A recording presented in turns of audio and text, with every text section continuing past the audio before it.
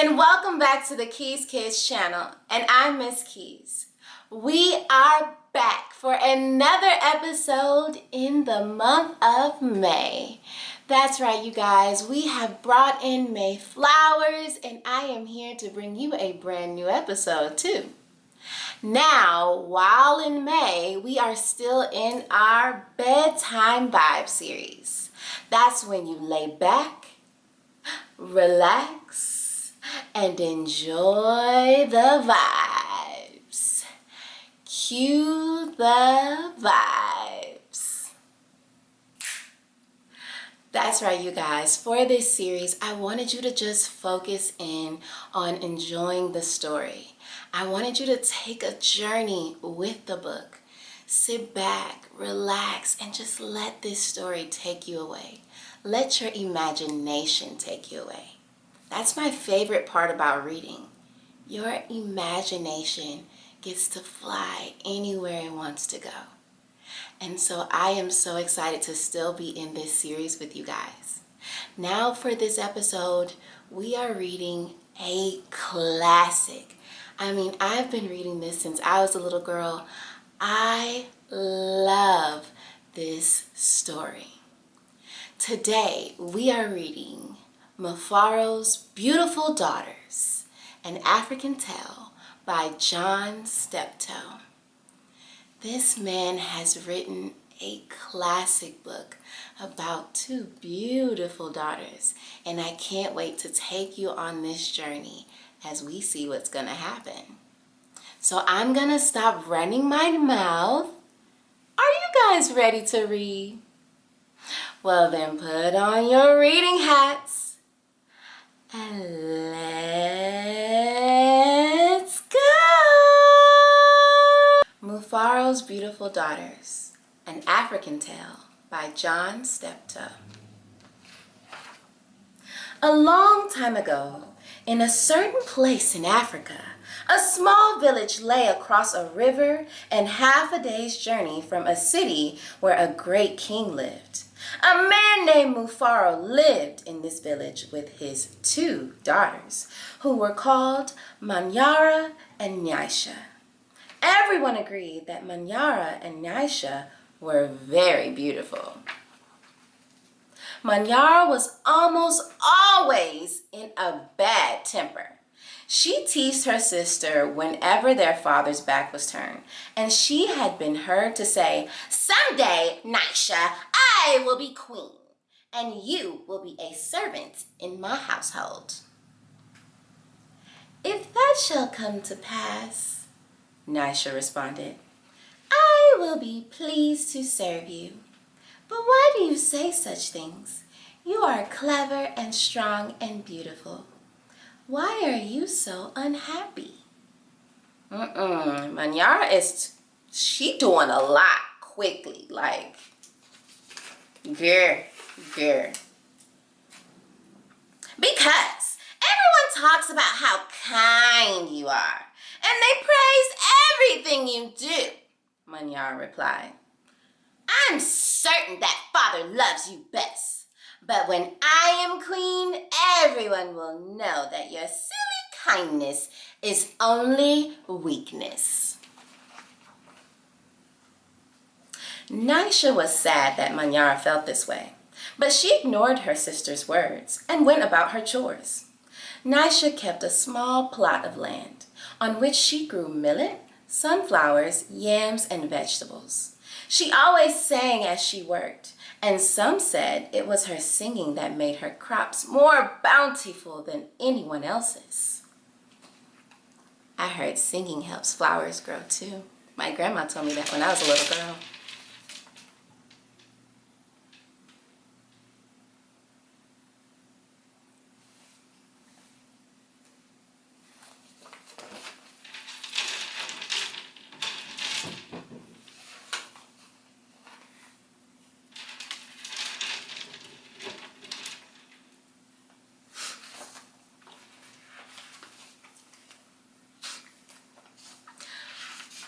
One day, Nyasha noticed a small garden snake resting beneath a yam vine. "Good day, little Nyoka," she called to him. You are welcome here. You will keep away any creatures who might spoil my vegetables." She bent forward and gave this little snake a loving pat on the head and then returned to her work. From that day on, Nyoko was always at Nyasha's side when she was tending her garden. It was said that she sang all the more sweetly when he was there. She braver than me, y'all. I'm not gonna lie. A snake, a garden snake, a rattlesnake, an anaconda, snake. I'm gone. But she is so sweet for loving that. Ooh, and she touched it. She braver than me, y'all. Mufaro knew nothing of how Nyasha treated Nyasha. Nyasha was too considerate of her father's feelings to complain, and Nyasha was always careful to behave herself when Mufaro was around. Early one morning, a messenger from the city arrived. The great king wanted a wife. "The most worthy and beautiful daughters in the land are invited to appear before the king, and he will choose one to become queen," the messenger proclaimed. Mufaro called Nyasha and Nyasha to him. "It would be a great honor to have one of you chosen," he said. "Prepare yourselves to journey to the city. I will call together all our friends to make a wedding party. We will leave tomorrow as the sun rises." "But my father,"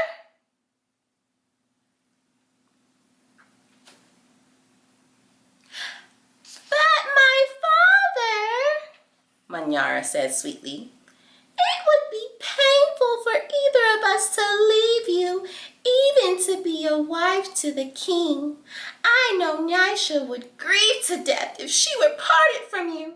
I am strong. Send me to the city and let poor Nyasha be happy here with you." Mufaro beamed with pride. "The king has asked for the most worthy and the most beautiful. No, Nyasha, I cannot send you alone. Only a king can choose between two such worthy daughters. Both of you must go." That night, when everyone was asleep, Nyasha stole quietly out of the village. She had never been in the forest at night before, and she was frightened, but her greed to be the first to appear before the king drove her on. In her hurry, she almost stumbled over a small boy who suddenly appeared, standing in the path. "Please," said the boy, "I am hungry. Will you give me something to eat?" "I have brought only enough for myself," Nyasha replied. "But please," said the boy, "I am so very hungry." "Out of my way, boy! Tomorrow I will become your queen. How dare you stand in my path?" After traveling for what seemed to be a great distance, Nyasha came to a small clearing. There, silhouetted against the moonlight, was an old woman seated on a large stone. The old woman spoke. "I will give you some advice, Nyasha. Soon after you pass the place where two paths cross, you will see a grove of trees. They will laugh at you. You must not laugh in return. Later, you will meet a man with his head under his arm. You must be polite to him." "How do you know my name? How dare you advise your future queen? Stand aside, you ugly old woman," Nyasha scolded, and then rushed on her way without looking back. Just as the old woman had foretold, Nyasha came to a grove of trees, and they did indeed seem to be laughing at her. "I must be calm," Nyasha thought. "I will not be frightened." She looked up at the trees and laughed out loud. "Ha ha ha ha ha! Ha ha ha ha ha! Ha ha ha ha! I laugh at you, trees!" she shouted, and she hurried on. It was not yet dawn when Nyasha heard the sound of rushing water. "The river must be up ahead," she thought. "The great city is just on the other side." But there, on the rise, she saw a man with his head tucked under his arm. Nyasha ran past him without speaking. "A queen acknowledges only those who please her," she said to herself. I will be queen. I will be queen, she chanted as she hurried on towards the city. Nyasha woke up at the first light of dawn. As she put on her finest garments, she thought how her life might be changed forever beyond this day. I'd much prefer to live here, she admitted to herself. I'd hate to leave this village and never see my father or sing to little Nyoka again. Her thoughts were interrupted by loud shouts and a commotion from the wedding party assembled outside. Manyara was missing. We know where she at. Everyone bustled about, searching and calling for her. When they found her footprints on the path that led to the city, they decided to go on as planned. As the wedding party moved through the forest, brightly plumed birds darted about in the cool green shadows beneath the trees. Though anxious about her sister, Nyasha was soon filled with excitement about all there was to see.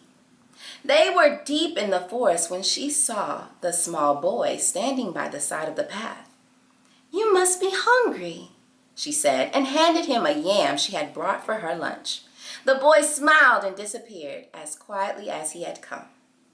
Later, as they were approaching the place where the two paths crossed, the old woman appeared and silently pointed the way to the city.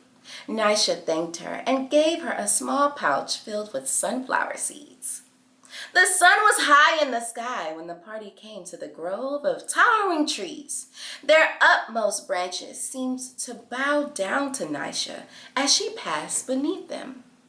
At last, someone announced that they were near their destination. Nyasha ran ahead and topped the rise before the others could catch up with her. She stood transfixed at her sight of the city. Oh, my father, she called. A great spirit must stand guard here. Just look at what lies before us. I never all my life dreamed there could be anything so beautiful. Arm in arm, Nyasha and her father descended the hill, crossed the river, and approached the city gate. Just as they entered through the great doors, the air was rent by piercing cries, and Manyara ran wildly out of the chamber at the center of the enclosure. When she saw Nyasha, she fell upon her, sobbing. Do not go to the king, my sister! Oh, please! Father, do not let her go! She cried hysterically. There's a great monster there! A snake with 5 heads! He said that he knew all my faults and that I displeased him. He would have swallowed me alive if I had not run. Oh, my sister, please do not go inside that place! It frightened Nyasha to see her sister so upset, but leaving her father to comfort Manyara, she bravely made her way to the chamber and opened the door. On the seat of the great chief's stool lay the little garden snake. Nyasha laughed with relief and joy. My little friend, she exclaimed, it's such a pleasure to see you, but why are you here? I am the king, Nyoka replied. And there, before Nyasha's eyes, the garden snake changed shape. I am the king. I am also the hungry boy with whom you shared a yam in the forest, and the old woman to whom you made a gift of sunflower seeds. But you know me best as Nyoka, because I have been all of these. I know you to be the most worthy and most beautiful daughter in the land. It would make me very happy if you would be my wife. And so it was that, a long time ago, Nyasha agreed to be married. The king's mother and sisters took Nyasha to their house, and the wedding preparations began. The best weavers in the land laid out their finest cloth for her wedding garments. Villagers from all around were invited to the celebration, and a great feast was held. Nyasha prepared the bread for the wedding feast from millet that had been brought from her village. Mufaro proclaimed to all who would hear him that he was the happiest father in all the land, for he was blessed with 2 beautiful and worthy daughters, Nyasha, the queen, and Manyara, a servant in the queen's household. The end. That is right, Nyasha. Let me tell you, I love this book for so many reasons. But what an amazing lesson. And I know we're just supposed to be laying back, relaxing, and enjoying the story. But it's such a good theme. Being kind to others, treating people how you want them to treat you is a life lesson that I have carried since the moment I heard this book. I love this story. I share it with my kids every year just to teach them to be just a bit kinder. You never know who's really there. I am so glad I was able to share this book with you. Another very big thank you to John Steptoe for writing this phenomenal classic and teaching me and my students and my future students so much from it. I thank you. Now don't forget, Monday on the Keys Kids channel Instagram, you'll find our next book for the last week of May. And then Saturday on the Keys Kids channel YouTube, you'll find me reading to you. Please don't forget to go like, subscribe, share with everyone you know. Leave a comment below. Are there any books you want me to read? Other than that, you guys, it's time to go. But no worries, because I'm going to see you guys next week on the Keys Kids channel. Bye! Oh, and watch some more videos. I know you love to hear another story. Bye!